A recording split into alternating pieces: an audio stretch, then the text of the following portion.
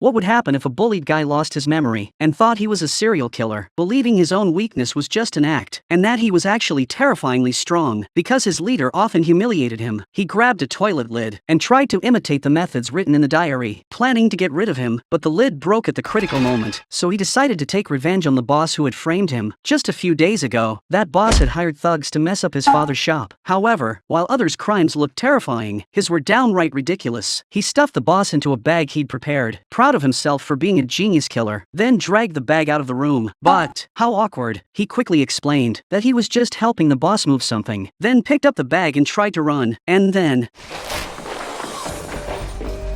he was done for. There was no way to explain it now, just when he didn't know what to do. 무슨 볼일이라. It turned out everything was just his imagination. He never dared do it, and didn't even have the chance to enter the boss's office. He couldn't understand. He used to kill so flawlessly, so why couldn't he now? It turned out that not long ago, he'd lost his memory in a car accident, but there was a murder diary on him, filled with detailed methods and reflections on killing, that convinced him he must be a deranged murderer. So he tried hard to recall those killing techniques, but the neighbor heard him. 피가 많이 튈 텐데.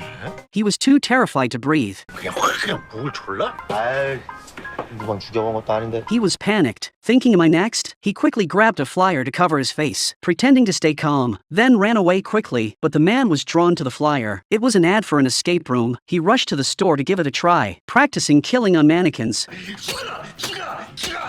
even managing his facial expressions. The store owner was so stunned that he immediately called the police. When the officers checked the footage, they were shocked. Wasn't this the guy they had accidentally hit? When the man saw the police enter, he froze in fear, unable to speak. But surprisingly, the officers didn't suspect him at all. They just thought he was venting after being bullied by his boss again. The female officer even taught him a few moves, especially the last one.